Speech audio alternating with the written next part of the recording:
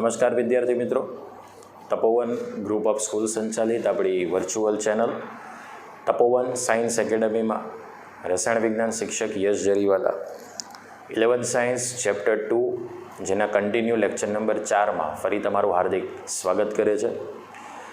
વિદ્યાર્થી મિત્રો, આપણે લાસ્ટ ટાઈમ જો વાત કરીએ તો લાસ્ટ ટાઈમ આપણો જે ટૉપિક હતો જેની અંદર આપણે એવું જોયું કે પરમાણુનું જે વિભાજન થાય છે એ વિભાજનની અંદર સૌથી પહેલા કણની જો વાત કરીએ તો તે હતો ઇલેક્ટ્રોન, કે જે 1897માં સૌ પ્રથમ એને સ્ટોની દ્વારા નામ આપવામાં આવ્યું. પણ ઇલેક્ટ્રોનના જે વીજભારની માહિતી છે તે આપણને મિલિકનના તૈલી બિંદુ પદ્ધતિના પ્રયોગ દ્વારા આપણને પ્રાપ્ત થઈ. ઓકે, ત્યાર પછી જે ઇલેક્ટ્રોનનો વીજભાર છે બરાબર, એની માહિતી મેળવ્યા બાદ ઇલેક્ટ્રોનની જે સંપૂર્ણ વર્તણૂક હતી એ સંપૂર્ણ વર્તણૂક એ જે થોમ્સન નામના ભૌતિકશાસ્ત્રીએ સાબિત કરી હતી. ઓકે, સો ઇલેક્ટ્રોનની જે સંપૂર્ણ વર્તણૂક કે ઇલેક્ટ્રોનની જે સંપૂર્ણ માહિતીનો શ્રેય જાય છે એ જે થોમ્સનના ફાળે જાય છે. ત્યારબાદ એવું નક્કી થયું કે પરમાણુ તો ઓલરેડી વિદ્યુતીય રીતે તટસ્થ છે, પણ ઇલેક્ટ્રોન પોતે ઋણ વીજભારિત હતા. પોઈન્ટ ક્લિયર થાય છે? હવે ઇલેક્ટ્રોન ઋણ વીજભારિત હોય છે અને પરમાણુને જો તમારે વિદ્યુતકીય રીતે તટસ્થ બનાવવો હોય તો તેમાં કેટલાક ધન વીજભારિત કણો પણ અંદર હાજર હોવા જોઈએ.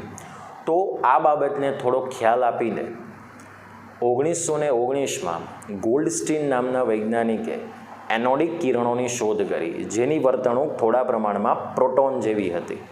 બરાબર, એટલે પ્રોટોનની શોધ એ એનોડિક કિરણ દ્વારા થઈ. એનોડિક કિરણને બીજું નામ આપવામાં આવ્યું હતું કેનાલ કિરણો. કેનાલ કેમ કહેવાય? કારણ કે તમે જુઓ છો તો એણે સુધારેલી કેથોડ કિરણ નળીનો ઉપયોગ કર્યો, જ્યાં કેથોડના સ્થાન ઉપર એનોડ અને એનોડના સ્થાન ઉપર કેથોડને ગોઠવી દીધું. અને એ જે કેથોડિક પ્લેટ હતી ત્યાં એને કેટલાક શું આપી દીધા? છિદ્રો દર્શાવી દીધા. એટલે જે કેથોડિક પ્લેટ હતી એની અંદર એને છિદ્રાળુ બનાવી દીધી અને પછી એ કિરણ એ step by step pass out થતા ગયા. ચલો, આટલી વાત તમને ક્લિયર થઈ ગઈ. એનો મતલબ કે ઇલેક્ટ્રોન અને પ્રોટોનની શોધ દ્વારા એવું નક્કી થયું કે પરમાણુ વિદ્યુતકીય રીતે કેવો છે? તટસ્થ છે. ઓકે, ચલો. ત્યારબાદ પરમાણુની અંદર ઓલરેડી વીજભારની દ્રષ્ટિએ તટસ્થ હોય, વીજભારની દ્રષ્ટિએ તો એવા એક તટસ્થ કણની પણ શોધ કરવામાં આવી જેનું નામ હતું ન્યુટ્રોન. ન્યુટ્રોનનું દળ એ પ્રોટોન કરતાં કંઈક અંશે ભારે હતું અને પરિણામે એ ન્યુટ્રોનનું જે દળ છે એ તટસ્થ કણ તરીકે સાબિત થયું. મતલબ કે ન્યુટ્રોનનું દળ એ પ્રોટોન કરતાં વધારે છે, પણ ન્યુટ્રોન એ કોઈ ચાર્જ ધરાવતો નથી, એટલે આપણે એને તટસ્થ કણ તરીકે સાબિત કરતા હતા. સો આપણે ઇલેક્ટ્રોન, પ્રોટોન અને ન્યુટ્રોનની શોધ, જે પરમાણુનું વિભાજન કરવાથી 3 કણ મળે છે એની માહિતી તો મળી ગઈ.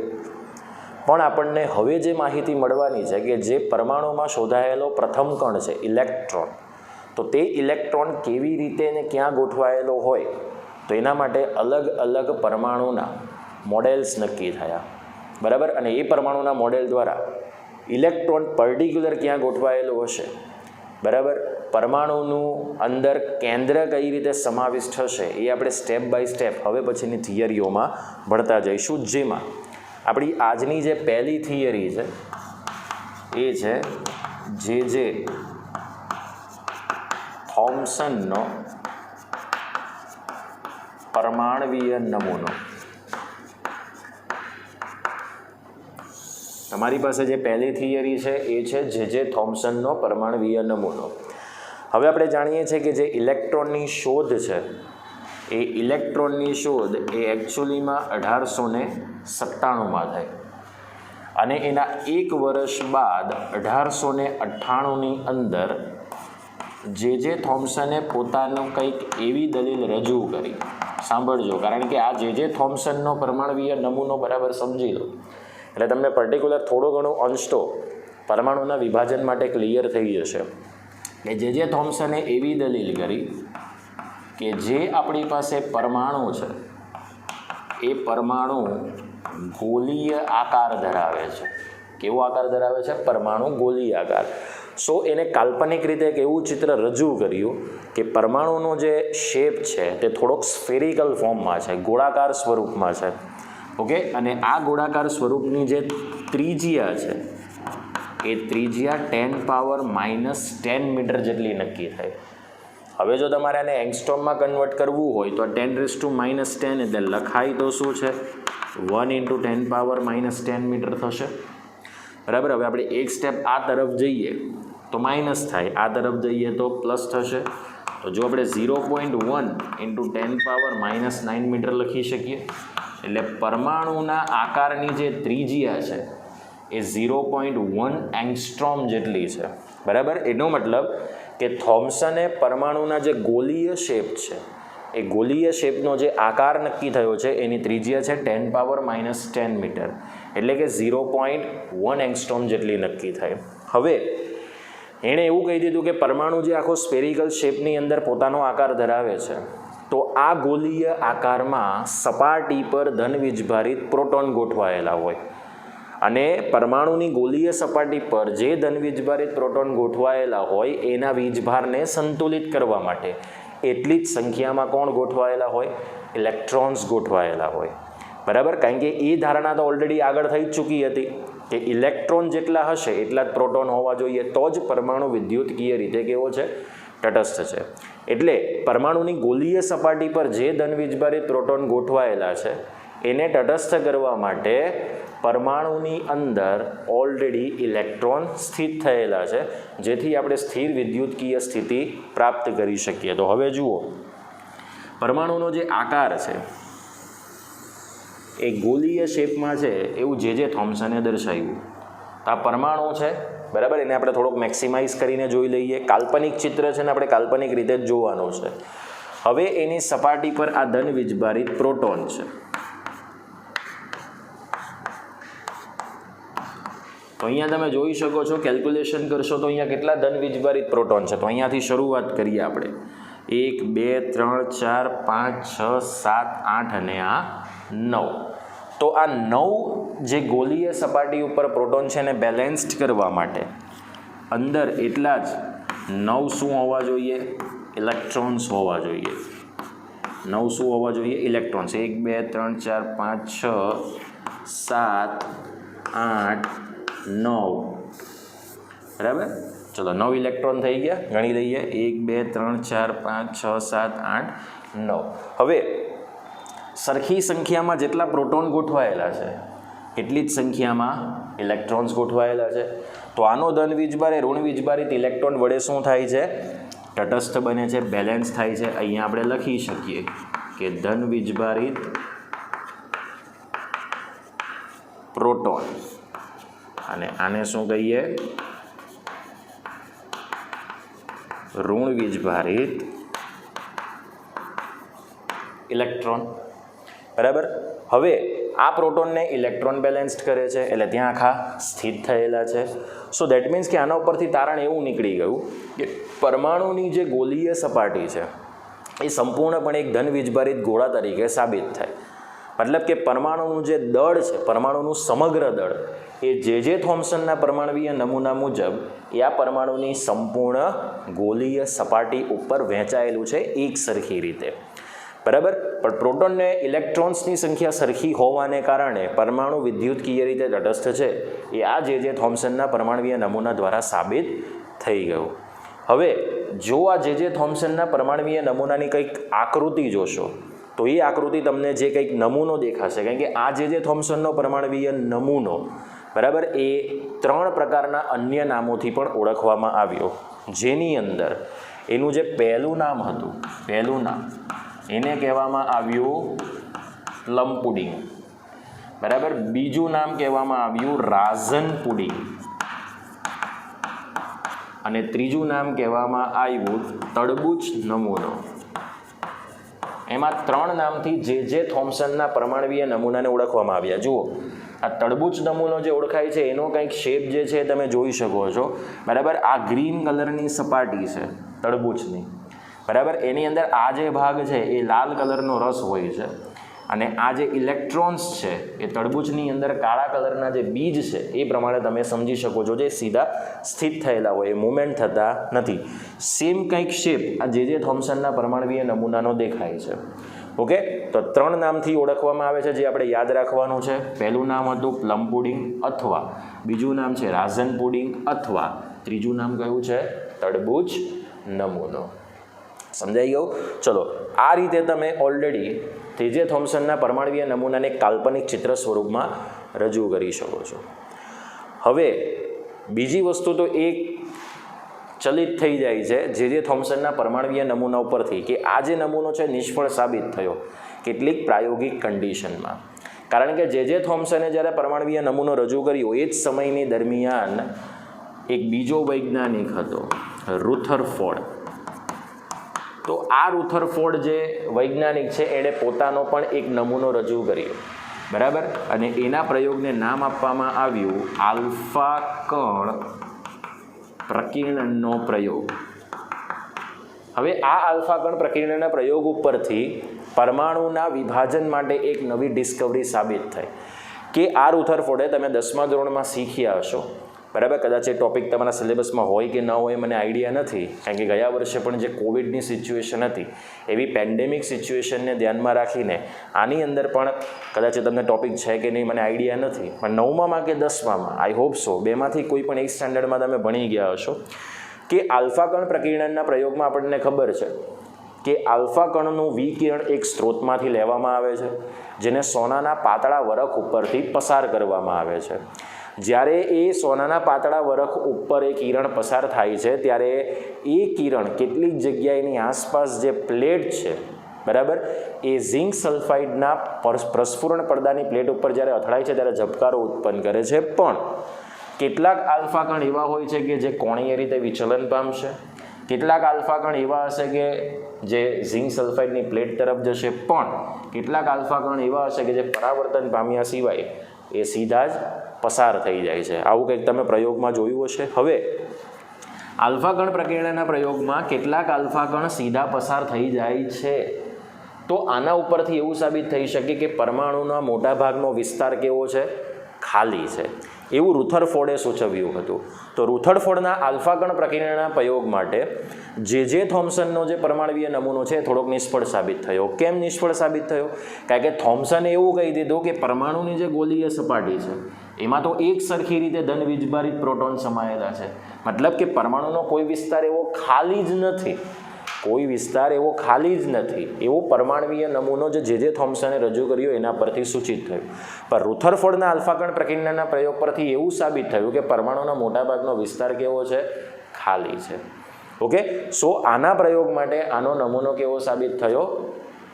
નિષ્ફળ સાબિત થયો. બીજી વાત, રુથરફોર્ડે જે સૂચિત કર્યું હતું એમાં એને કેન્દ્ર અને કેન્દ્રની આસપાસનો બહારનો ભાગ કે જે ઇલેક્ટ્રોન પરિભ્રમણ કરશે એને કક્ષા નામ આપ્યું હતું.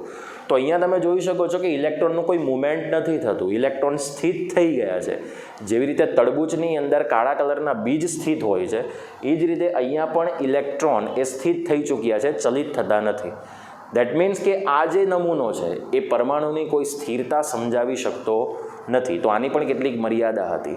પહેલી મર્યાદા એવી હતી કે તે રુથરફોર્ડના આલ્ફા કણ પ્રકીર્ણનના પ્રયોગને સમજાવી શકતો નહોતો, બરાબર. બીજી મર્યાદા એ હતી કે તે અસ્થાયી મોડેલ છે, બરાબર. પેમ્પલેટમાં થોડોક સુધારો કરી દેજો. એ અસ્થાયી મોડેલ છે. અસ્થાયી મોડેલ કેમ છે? કારણ કે તેમાં ઇલેક્ટ્રોન ચલિત નથી, સીધા એક જ જગ્યાએ સ્થિત થઈ ચૂક્યા છે, બરાબર. તો આ એની હતી બીજી મર્યાદા, બરાબર. અને ત્રીજી મર્યાદા એવી હતી કે આ નમૂનો પરમાણુમાં રહેલા ઇલેક્ટ્રોનને કે પ્રોટોનને કોઈ યોગ્ય સ્થાને ગોઠવતો નથી, બરાબર. હવે જો માની લો આના નમૂના મુજબ ધન વીજભારિત આખી ગોલીય સપાટી ધન વીજભારિત હોય, સો દેટ મીન્સ કે ત્યાં કોઈ પણ કણ આવશે, કોઈ પણ પ્લસ કણ આવે એ સીધો અપાકર્ષણને કારણે શું થઈ જશે? દૂર થઈ જશે. જુઓ, આલ્ફા કણ જે છે તે ઘૂમતા હિલિયમના કેન્દ્રો છે અને હિલિયમ ધન વીજભારિત આયન છે He+2. હવે He+2માનો કણ અહીંયા તમે આપાત કરો કોઈ સ્ત્રોતમાંથી તો ધન અને ધન વીજભાર સમાન વીજભારને કારણે અપાકર્ષણ થઈ જાય, એટલે આલ્ફા કણ સીધો શું થઈ જાય છે? અપાકર્ષિત થઈ જાય. એ પરાવર્તન પણ પામતો નથી, બરાબર. જેવો આવશે આપાત થશે એટલે સીધો અપાકર્ષિત થઈ જશે. સો આ નમૂનાની કેટલીક નાની નાની ખામીઓ હતી, એટલે જે થોમ્સનનો પરમાણ્વીય નમૂનો પણ અસ્વીકાર્ય સાબિત થયો. પણ કેમ અસ્વીકાર્ય સાબિત થયો? એમાં પહેલું રીઝન એ હતું કે ઇલેક્ટ્રોન ચલિત નહોતા. બીજું, પ્રોટોન અને ઇલેક્ટ્રોનનું યોગ્ય સ્થાન નહોતું. એનો મતલબ કે ઇલેક્ટ્રોન ચલિત હોવા જોઈએ, સ્થિત હોવા જોઈએ નહીં. આ વસ્તુ તમને ખબર પડી ગઈ. મતલબ કે ઇલેક્ટ્રોન થોડાક મોબિલિટી સ્વરૂપના હોવા જોઈએ. તો એવું સૂચવનાર જે વૈજ્ઞાનિક હતો એ હતો રુથરફોર્ડ. અને એ રુથરફોર્ડના આલ્ફા કણ પ્રકીર્ણનના પ્રયોગ ઉપરથી આ ધન વીજભારિત ભાગ ક્યાં છે અને આ ઋણ વીજભારિત કણો ક્યાં છે એ દરેક માહિતી એની અંદર સ્વીકાર્ય થઈ. તો હવે આપણે જો નેક્સ્ટ નમૂનો છે, આપણી જે નેક્સ્ટ થિયરી છે એ છે રુથરફોર્ડનો આલ્ફા કણ પ્રકીર્ણનનો પ્રયોગ, જેના માટે હવે આપણે ચર્ચા કરીશું. હવે આપણી પાસે જે નેક્સ્ટ પ્રશ્ન છે એ છે રુથરફોર્ડનો પરમાણવીય નમૂનો. જે થોમ્સને જે પરમાણવીય નમૂનો રજૂ કર્યો એની અંદર એટલી વાત તો ક્લિયર થઈ ગઈ કે પરમાણુ વિદ્યુતકીય રીતે કેવો છે, તટસ્થ છે. પણ જો આપણે રુથરફોર્ડના પરમાણવીય નમૂનાની વાત કરીએ તો રુથરફોર્ડનો જે પરમાણવીય નમૂનો છે જેને કેન્દ્રીય નમૂના તરીકે પણ ઓળખવામાં આવે છે. એટલે આ જે રુથરફોર્ડનો પરમાણવીય નમૂનો છે એ બીજા અન્ય નામથી પણ ઓળખાય છે કેન્દ્રીય નમૂના તરીકે, જેની અંદર રુથરફોર્ડ, બરાબર, રુથરફોર્ડ અને તેના બે વિદ્યાર્થીઓ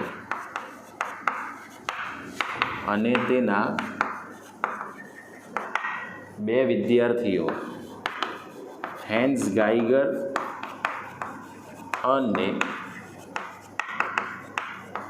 અર્નેસ્ટ માસ્ટર, બરાબર, તેના બે વૈજ્ઞાનિકો, એમ ટોટલ 3 જણાએ મળીને રુથરફોર્ડ અને તેના બે વિદ્યાર્થીઓ હેન્સ ગાઈગર અને અર્નેસ્ટ માસ્ટરને, એમ 3 જણાએ મળીને આલ્ફા કણ પ્રકીર્ણનનો પ્રયોગ સાબિત કરવા માટે આવું એક સેટઅપ તૈયાર કર્યું. મતલબ કે પ્રયોગમાં સાધનની ગોઠવણી તૈયાર કરી, જેમાં આ કંઈક એવું પાત્ર હતું કે જેમાંથી આપણે આલ્ફા કણોનો જે સ્ત્રોત છે, બરાબર, એ પુષ્કળ પ્રમાણમાં આપણે ઉત્પત્તિ કરી શકીએ.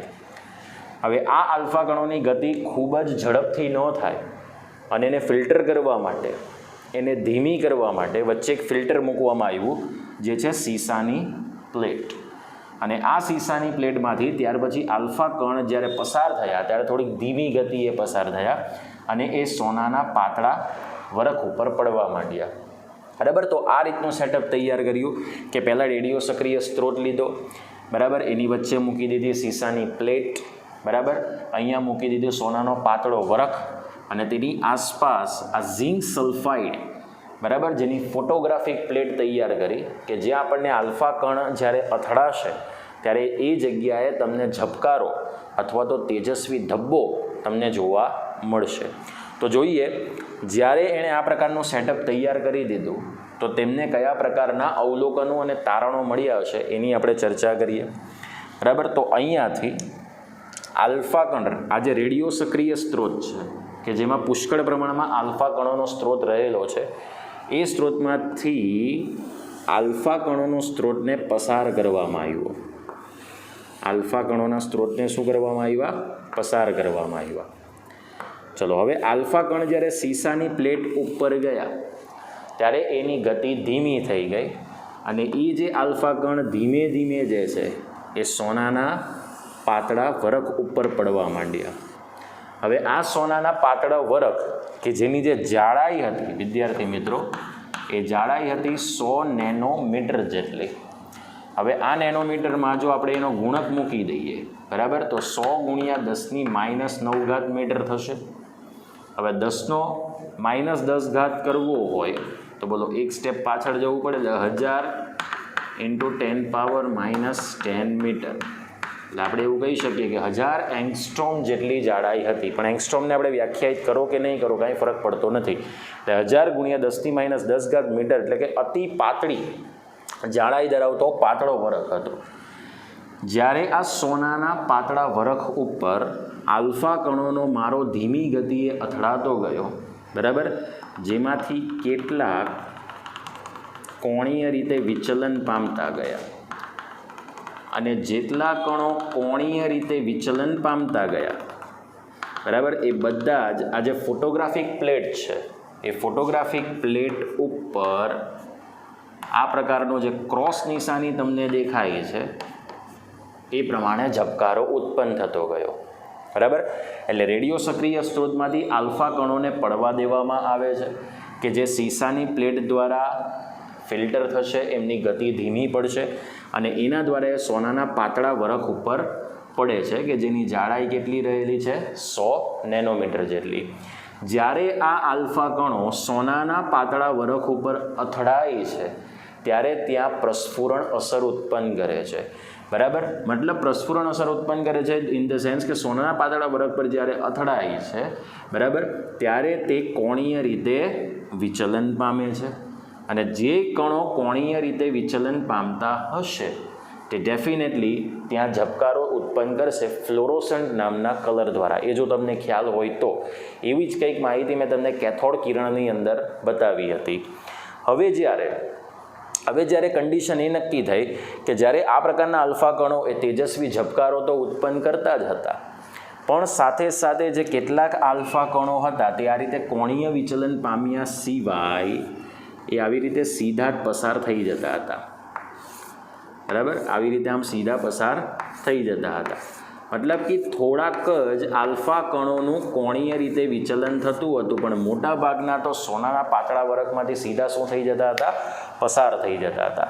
તો હવે આનું રીઝન શું હતું?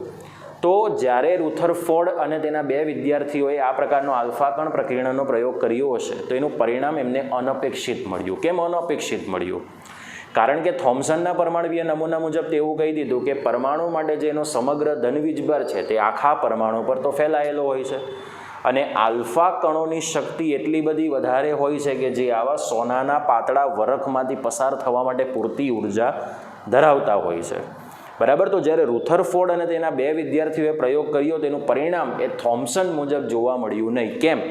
કારણ કે થોમ્સને એવું કહ્યું હતું કે એનો સમગ્ર ધનવીજભાર સપાટી પર છે અને આપણે આલ્ફા કણની વાત કરીએ તો આલ્ફા કણ એ ઘૂમતા હિલિયમના કેન્દ્રો છે.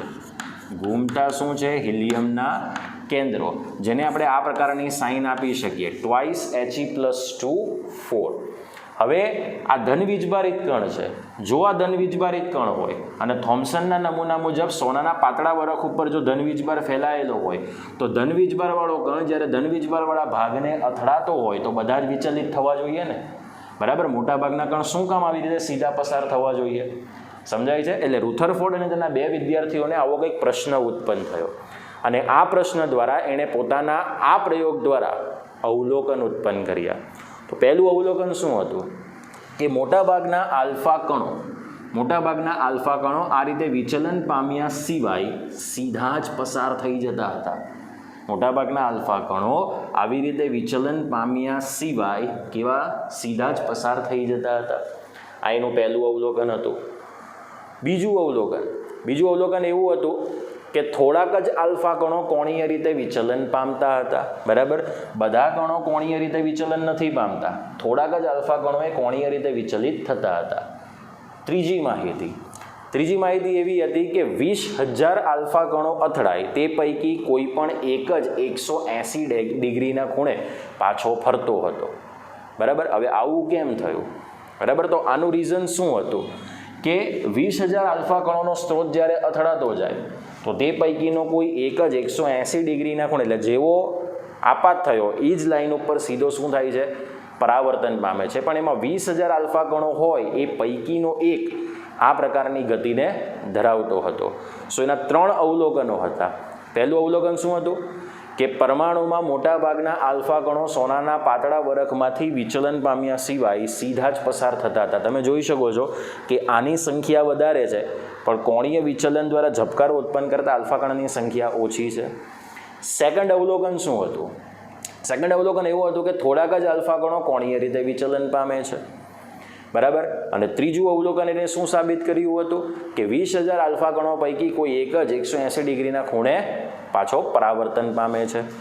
તો આ બાબતને ધ્યાનમાં રાખીને એણે એક બીજી આકૃતિ તૈયાર કરી. બરાબર. એ બીજી આકૃતિ કંઈક આ પ્રકારની હતી. માની લો કે આ પરમાણુનું કેન્દ્ર અહીંયા દેખાય છે. કેમ?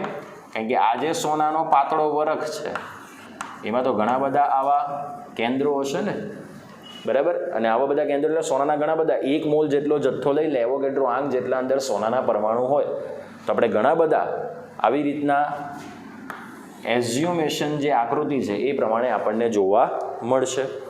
ચલો આ પ્રમાણે તમે અહીંયા આલ્ફાનો કણ પસાર કરો છો, આ રીતે અહીંયા પણ પસાર કરો છો, આ અહીં પસાર કરો છો, બરાબર. તો તમે જોઈ શકો છો કે પરમાણુમાં મોટા ભાગનો વિસ્તાર કેવો છે, બોલો, ખાલી દેખાય છે. પણ કેટલાક આલ્ફા કણ એવા છે કે જે કોણીય રીતે વિચલન પામતા હશે, કોણીય રીતે વિચલન પામતા હશે, ને કેટલાક તો એવા છે કે જે 180 ડિગ્રીના ખૂણે ફરી પાછો પરત ફરે છે. આ 180 ડિગ્રીના ખૂણે પરત ફરે છે તેવું. તો આને માની લો, બરાબર, કે આપણે આ પ્રમાણે ગતિ બતાવી દઈએ કે આલ્ફા કણ આ રીતે પાસ આઉટ થાય છે.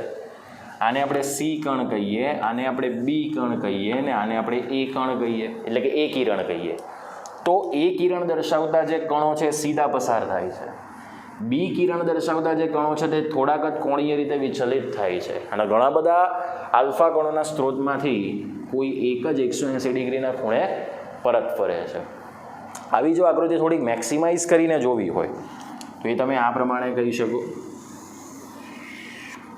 બરાબર. આ થોડીક મેક્સિમાઇઝ આકૃતિ છે.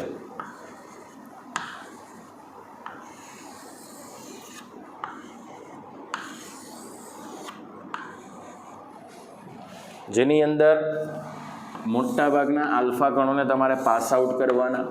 તો તમે જોઈ શકો છો કે આ જે આલ્ફા કણો છે, આ આલ્ફા કણો ત્યાંથી જ પાસ આઉટ થાય છે કે જ્યાં પરમાણુનો મોટા ભાગનો વિસ્તાર કેવો છે, ખાલી છે. મોટા ભાગનો વિસ્તાર કેવો છે, ખાલી છે. પછી કેટલાક આલ્ફા કણ એ કોણીય રીતે શું પામતા હશે, વિચલન પામતા હશે. તે મેં આ કલરના ચોકથી બતાવ્યું છે. અને કેટલાક એવા છે કે જે ઓલરેડી 180 ડિગ્રીના ખૂણે પરત ફરે છે, બરાબર. તેને આપણે આ પ્રમાણે બતાવી શકીએ.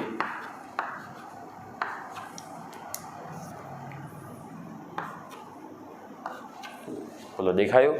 તો આ પ્રમાણે આ આકૃતિને આપણે થોડી મેક્સિમાઇઝ કરીને બતાવી શકીએ. હવે એને અવલોકન તો તારવી લીધું, બરાબર. તો એ અવલોકન ઉપરથી એને પહેલું તારણ શું બાંધ્યું? તો પહેલું તારણ કંઈક વિદ્યાર્થી મિત્રો આકૃતિ ઉપરથી જોઈએ કે મોટાભાગના આલ્ફા કણો એ પરમાણુના મોટાભાગના વિસ્તારમાંથી વિચલન પામ્યા સિવાય સીધા પસાર થઈ જાય છે. દેટ મીન્સ કે પરમાણુનો મોટાભાગનો વિસ્તાર ખાલી હોવો જોઈએ.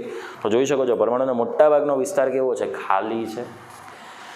બીજું તારણ એનું એવું હતું કે થોડાક જ આલ્ફા કણોનું કોણીય રીતે વિચલન થાય છે. તો આવું કેમ? તો થોમ્સનના પરમાણવીય નમૂના મુજબ એવું નક્કી થયું હતું કે સમગ્ર ધનવીજભાર પરમાણુની સપાટી પર એક સમાન રીતે ફેલાયેલો હોય છે.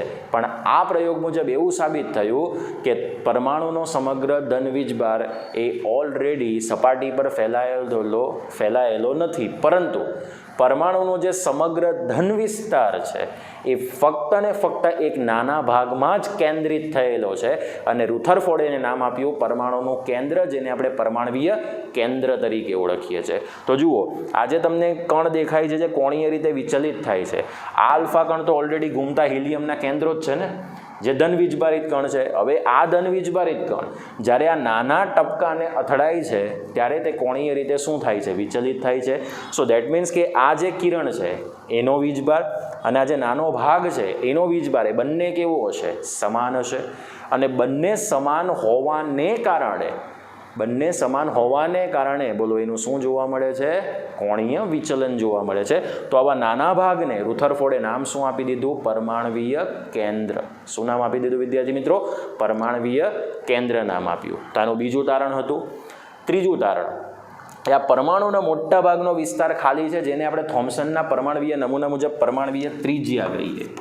તો આપણે વાત કરીએ તો પરમાણુની જે ગોલીય ત્રિજ્યા છે,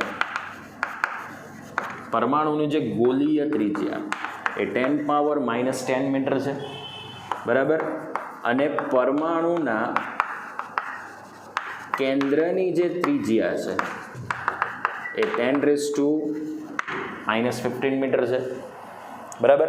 સો એનો મતલબ કે પરમાણુની ગોલીય ત્રિજ્યા એ પરમાણુના કેન્દ્રની ત્રિજ્યા કરતાં વધારે છે. તો જો આપણે એનું કદ લઈએ તો આનું કદ એટલે 10⁻⁻10નો ઘન થાય. સો દેટ મીન્સ કે 10⁻⁻13 મીટર ક્યુબ થશે. આની જો આપણે ઘન લઈએ એટલે કે કદ લઈએ તો 10⁻⁻45 મીટર ક્યુબ થશે. 10 શું થશે? 10⁻⁻45 મીટર ક્યુબ. તો તમે જોઈ શકો છો કે પરમાણુની ત્રિજ્યા કરતાં પરમાણુના કેન્દ્રની ત્રિજ્યાથી નાની છે. સો ધેટ મીન્સ કે પરમાણુના કદની સરખામણીમાં પરમાણુ કેન્દ્રનું કદ અવગણી શકાય તેવું છે. એટલે એવું સાબિત થયું કે કેન્દ્ર કરતાં પરમાણુની જે ત્રિજ્યા છે બરાબર એ ઓલરેડી કેવી છે? મોટી છે. અને મોટી ત્રિજ્યા હોવાને કારણે આ જ્યાં મોટી ત્રિજ્યા છે ત્યાં ઇલેક્ટ્રોન પોતાનો વર્તુળાકાર માર્ગને પરિભ્રમણ કરે છે. અને એ માર્ગને રુથરફોર્ડના પ્રયોગ દ્વારા શું નામ આપવામાં આવ્યું? કક્ષા નામ આપવામાં આવ્યું. શું નામ આપવામાં આવ્યું? કક્ષા. તો હવે આ જે રુથરફોર્ડની આટલી માહિતી નક્કી થઈ કે જે થોમ્સનના પરમાણવીય નમૂનાને થોડીક નિષ્ફળ સાબિત કરતી હતી, તો એના ઉપરથી એને 3 મહત્ત્વના પોઈન્ટ આપી દીધા. પહેલું મહત્ત્વનું પોઈન્ટ કે પરમાણુનું સમગ્ર દળ અને ધન વીજભાર, કારણ કે અહીંયા ધન વીજભાર હશે અને જ્યાં ધન વીજભાર છે ત્યાં જ પરમાણુનું સમગ્ર શું છે? દળ. તો પરમાણુનો ધન વીજભાર, સમગ્ર ધન વીજભાર અને પરમાણુનું દળ એ ફક્ત એક નાના વિસ્તારમાં જ કેન્દ્રિત થયેલું હોય, જેને પરમાણુનું કેન્દ્ર કહેવામાં આવે, પરમાણુની નાભી કહેવામાં આવે. આ એનું પહેલું અગત્યતા સૂચવનાર ઓલરેડી તારણ હતું. બીજું તારણ શું હતું? કે પરમાણુના કેન્દ્રની આસપાસ પરમાણુનો વર્તુળાકાર માર્ગ છે કે જ્યાં ઓલરેડી ઇલેક્ટ્રોન પરિભ્રમણ કરે છે. અને આ વર્તુળાકાર માર્ગને શું કહેવામાં આવ્યું? કક્ષા કહેવામાં આવ્યું. શું કહેવામાં આવ્યું? કક્ષા. ચલો, કેન્દ્ર ધન વીજભારિત છે અને ઇલેક્ટ્રોન ઋણ વીજભારિત છે. સો પરમાણુનું કેન્દ્ર અને ઇલેક્ટ્રોન પરસ્પર વિરુદ્ધ વીજભાર ધરાવે છે, જેથી પરમાણુ વિદ્યુતની દ્રષ્ટિએ તટસ્થ તો છે પણ સાથે સાથે પરમાણુ સ્થાયી પણ છે એવું સૂચિત કરે છે. કેમ? કારણ કે આ જે પરમાણુનું કેન્દ્ર છે તે ઇલેક્ટ્રોન વડે જ ઘેરાયેલું છે ને, કે જે પરમાણુની ગોલીય આકારવાળી ત્રિજ્યા બતાવે છે. પરમાણુની શું બતાવે છે? ગોલીય આકારવાળી ત્રિજ્યા. સમજાય છે? તો 3 મહત્વના મુદ્દા કોને આપ્યા રુથરફોર્ડના પ્રયોગ પરથી? પહેલું, પરમાણુનો સમગ્ર ધન વીજભાર અને પરમાણુનું સમગ્ર દળ એક નાના એવા અતિશય વિસ્તારમાં કેન્દ્રિત થયેલું હોય, જેને પરમાણુનું કેન્દ્ર અથવા પરમાણુની નાભી કહેવામાં આવે. બીજું, પરમાણુના કેન્દ્રની આસપાસ ઇલેક્ટ્રોન વર્તુળાકાર માર્ગ ઉપર ગતિ કરે છે બરાબર, જેને ઇલેક્ટ્રોનના માર્ગ માટેની શું કહેવામાં આવી? કક્ષા. એને ઓર્બિટ કહેવામાં આવે. શું કહેવામાં આવી? ઓર્બિટ કહેવામાં આવે. અને આ જે કેન્દ્ર છે તે તેની આસપાસ ઇલેક્ટ્રોન વડે સંપૂર્ણપણે ઘેરાયેલું હોય છે. ક્લિયર થઈ ગયું? અને ત્રીજું, પરમાણુનું કેન્દ્ર અને પરમાણુના કેન્દ્રનો બહારનો ભાગ કે જ્યાં ઇલેક્ટ્રોનની વર્તુળાકાર કક્ષા છે એ બંને પરસ્પર કેવી છે? વિરુદ્ધ વીજભારિત છે. સો ધેટ મીન્સ કે સ્થિર વિદ્યુતીય સ્થિતિ પ્રાપ્ત કરી શકીએ. ધેટ મીન્સ કે પરમાણુ કેવો છે? સ્થાયી છે અને વિદ્યુતકીય રીતે કેવો છે? તટસ્થ છે. તે જે રુથરફોર્ડના આલ્ફા કણ પ્રક્રિયાના પ્રયોગ ઉપરથી સાબિત થયું. આટલી વાત ક્લિયર થઈ ગઈ. સો દેટ મીન્સ કે આ રુથરફોર્ડનો જે આલ્ફા કણ પ્રક્રિયાનો પ્રયોગ હતો એ ખૂબ જ સાબિત કરતો હતો કે જે થોમ્સનના પરમાણવીય નમૂના મુજબ એવું કહી દીધું કે સમગ્ર ધન વીજભાર એ આખા પરમાણુ પર ફેલાયેલો છે, જે ખોટું સાબિત થયું. અને આપણને કેન્દ્ર અને ઇલેક્ટ્રોનની વર્તુળાકાર માર્ગની જે કક્ષા છે એને ઓલરેડી આપણને જાણકારી મળી. પણ આ નમૂનાની પણ એક મર્યાદા હતી. શું મર્યાદાઓ છે? કે કેન્દ્રની આસપાસ ઇલેક્ટ્રોન વર્તુળાકાર માર્ગ ઉપર પરિભ્રમણ તો કરે જ છે, પણ એ ઇલેક્ટ્રોન કયા નંબરની કક્ષામાં પરિભ્રમણ કરે છે એની કોઈ માહિતી આપણને આપતું નથી. એટલે રુથરફોર્ડના નમૂનાની જે મર્યાદા છે એને હવે આપણે થોડું ફોકસ કરીશું. તો નેક્સ્ટ થિયરી જોઈએ, રુથરફોર્ડના પરમાણવીય નમૂનાની મર્યાદાઓ. હવે આપણી પાસે જે નેક્સ્ટ પ્રશ્ન છે એ છે રુથરફોર્ડના પરમાણવીય નમૂનાની ખામીઓ. હવે એકચ્યુઅલીમાં આ જે પ્રશ્ન છે એ તમને થોડોક MCQ બેઝ ઉપર જ પૂછવામાં આવશે અને થિયરી તરીકે કન્સિડર કરવામાં ન આવે. રુથરફોર્ડનો જે પરમાણવીય નમૂનો હતો એના ઉપરથી આપણે એટલી માહિતી ખબર પડી ગઈ કે આ નાનો વિસ્તાર એટલે પરમાણુનું કેન્દ્ર અને તેની આસપાસ ઇલેક્ટ્રોનનો વર્તુળાકાર માર્ગ. તો હવે આપણે આ રુથરફોર્ડના પરમાણવીય નમૂના ઉપરથી આપણને પરમાણુનું થોડો ઘણો અંશ ક્લિયર થઈ ગયો કે આવું કંઈક પરમાણુ કાલ્પનિક ચિત્ર તૈયાર કરતું હશે, પણ જે આ ઇલેક્ટ્રોનનો માર્ગ છે પરિભ્રમણનો એ કોઈ ચોક્કસ કક્ષાનું નિર્દેશન કરતો નથી, જે રુથરફોર્ડના નમૂનાની થોડીક ખામી હતી.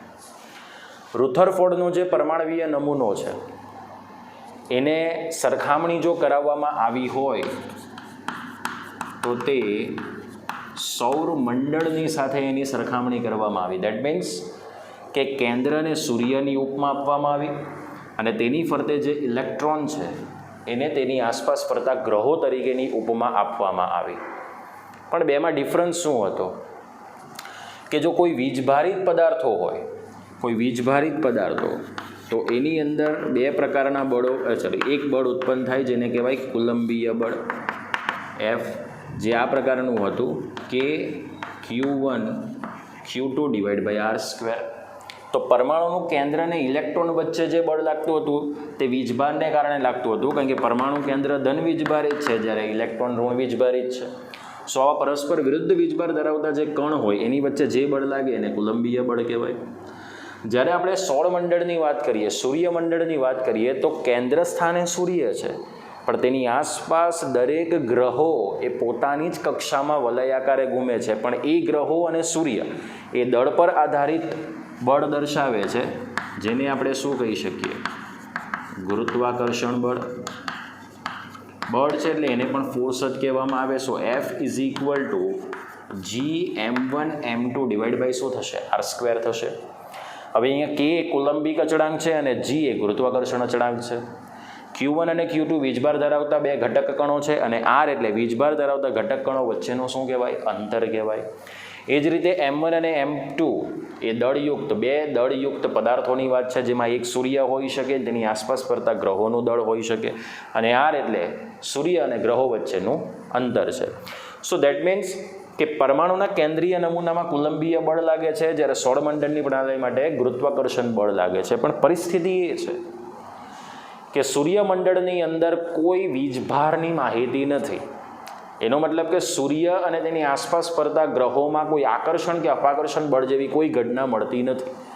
એટલે જે ગ્રહો છે એ પોતાની ચોક્કસ કક્ષાની અંદર સદંતર રીતે ફરી શકે છે, એ કોઈની કક્ષાની અંદર મુવમેન્ટ નથી કરી શકતા. દાખલા તરીકે આપણે પૃથ્વી 3જા નંબરની કક્ષામાં પરિભ્રમણ કરે છે, તો એ કંઈ શુક્ર, મંગળ કે પ્લુટો એની કક્ષામાં પહોંચી જતી નથી, કારણ કે એ દળયુક્ત પદાર્થ છે, વીજભારયુક્ત પદાર્થ નથી. જો વીજભારયુક્ત પદાર્થ હોય તો તે જ્યારે આવી રીતે પરિભ્રમણ કરતો હોય તો એ પોતે પ્રવેગિત થાય છે, મતલબ કે તેની જે સ્પીડ છે એમાં વધઘટ થઈ શકે છે. સમજાય છે વિદ્યાર્થી મિત્રો? એટલે રુથરફોર્ડે જે પરમાણવીય નમૂનો રજૂ કર્યો એમાં ઇલેક્ટ્રોને પરમાણવીય કેન્દ્રની આસપાસ ભલે સૌરમંડળની પ્રણાલીની જેમ ગ્રહો સૂર્યની આસપાસ ફરે છે રીતે ફરતો હોય, પણ આ જે ઇલેક્ટ્રોન્સ છે એ ઇલેક્ટ્રોન થોડો ચાર્જેબલ કણ છે, એક પ્રકારનો ઋણ વીજભારિત કણ છે. તો જ્યારે કોઈ પણ આવો વીજભારિત કણ એ આવી રીતે તેના પરસ્પર વીજભાર ધરાવતા કણો વચ્ચે જ્યારે ભ્રમણ કરતો હોય તો ત્યારે તે પોતે પ્રવેગિત થાય છે અને પોતાનામાંથી વિદ્યુત ચુંબકીય વિકિરણનું ઉત્સર્જન કરી શકે છે. મતલબ કે આ ઇલેક્ટ્રોન એ પોતાની એક કક્ષામાંથી બીજી કક્ષામાં સંક્રમિત કે કોઈ એક કક્ષામાંથી બીજી કક્ષામાં ઉત્સર્જિત થઈ શકે છે, ત્યારે તે પોતાનામાંથી વીજ ચુંબકીય વિકિરણનું ઉત્સર્જન કરે છે. સો દેટ મીન્સ કે રુથરફોર્ડનો પરમાણવીય નમૂનામાં ઇલેક્ટ્રોન્સ જે છે એની કોઈ કક્ષા નક્કી થઈ નથી. વળી આ ઇલેક્ટ્રોન એટલો બધો ઋણ વીજભારિત છે કે જો એને ફરતો હોય તો એ સીધો પરમાણુની કેન્દ્રની અંદર સમાવિષ્ટ થઈ શકે, અને આ ઇલેક્ટ્રોનને પરમાણુ કેન્દ્રની આસપાસ તે સમાવિષ્ટ થવા માટે 10⁻⁻8 સેકન્ડ જ જોઈએ. માની લો કે આ તમારી પાસે પરમાણુનું ધન વીજભારવાળું કેન્દ્ર છે, બરાબર. અહીંયા આપણે શું લઈ લઈએ? ઇલેક્ટ્રોન્સ લઈ લઈએ, બરાબર. તો હવે આની કોઈ ફરતે ગતિ તો છે જ નહીં, આ ઇલેક્ટ્રોન છે. હવે આ ઇલેક્ટ્રોન આ રીતે કેન્દ્રની આસપાસ ફરતો ફરતો ફરતો આવે અને આ પરમાણુનું ત્રિજ્યા ઘટતી જાય છે ને આ રીતે આકર્ષિત થઈ જશે. સો એનો મતલબ કે ઇલેક્ટ્રોન સીધો કેન્દ્રની અંદર શું થઈ જાય છે? સમાવિષ્ટ થઈ જાય. સો દેટ મીન્સ કે આપણે ઇલેક્ટ્રોનની કઈ કક્ષામાં પરિભ્રમણની માહિતી છે આપણે નક્કી કરી શકીએ નહીં. સો દેટ્સ વાય કે રુથરફોર્ડનો જે પરમાણવીય નમૂનો હતો, રુથરફોર્ડનો જે પરમાણવીય નમૂનો હતો એ ફક્ત ને ફક્ત કાલ્પનિક ચિત્ર રજૂ કરતો હતો, પણ ઇલેક્ટ્રોન કઈ કક્ષામાં પરિભ્રમણ કરે છે એના કોઈ સંપૂર્ણ બંધારણની માહિતી આપતું નથી. તો આ નમૂનો પણ બંધારણની દ્રષ્ટિએ કેવો સાબિત થયો? નિષ્ફળ સાબિત થયો. કેવો સાબિત થયો? નિષ્ફળ. અને એના નમૂનાને કોઈ અન્ય વૈજ્ઞાનિકે સુધાર્યો છે. ઓકે, તો અહીંયા તમે જોઈ શકો છો રુથરફોર્ડના પરમાણવીય નમૂનાની ખામી શું હતી કે કાલ્પનિક ચિત્ર ભલે રજૂ કરી દીધું, પણ ઇલેક્ટ્રોન પરમાણુના કેન્દ્રની આસપાસ કઈ વર્તુળાકાર કક્ષામાં પરિભ્રમણ કરે છે એની કોઈ માહિતી એણે આપી નહીં. જ્યારે સૂર્યમંડળની અંદર એ માહિતી મળે છે કે સૂર્યની આસપાસ પહેલી કક્ષામાં બુધનો જ ગ્રહ હોય, બીજી કક્ષાની અંદર મંગળનો જ ગ્રહ હોય, ત્રીજી કક્ષાની અંદર શુક્રનો જ ગ્રહ હોય બીજી કક્ષામાં, ત્રીજામાં પૃથ્વી જ એ સૂર્યની આસપાસ શું કરે છે? પરિભ્રમણ કરે છે. બરાબર, તો આવા ટોટલ આપણી પાસે 9 ગ્રહો છે, તો 9 કક્ષા હશે. બરાબર, પણ બધા જેમાં સૂર્ય અને ગ્રહો જેની પણ વાત કરીએ એ દળયુક્ત પદાર્થો છે, જેમાં આ પ્રકારની ઘટના શક્ય બનતી નથી. સમજાઈ ગયું? રુથરફોર્ડનો નમૂનો ફક્ત ખ્યાલ આપે છે, પણ ઇલેક્ટ્રોનની કોઈ ચોક્કસ કક્ષામાં વર્તુળાકાર ગતિ આપતું નથી, જે રુથરફોર્ડના પરમાણવીય નમૂનાની શું સૂચવે છે? ખામીઓ. તો વિદ્યાર્થી મિત્રો, આપણે આજનો લેક્ચર અહીંયા પૂર્ણ કરીશું. નેક્સ્ટ લેક્ચરમાં આપણે નવા કન્સેપ્ટની સાથે મળીશું. ઓકે, જય હિન્દ, જય ભારત.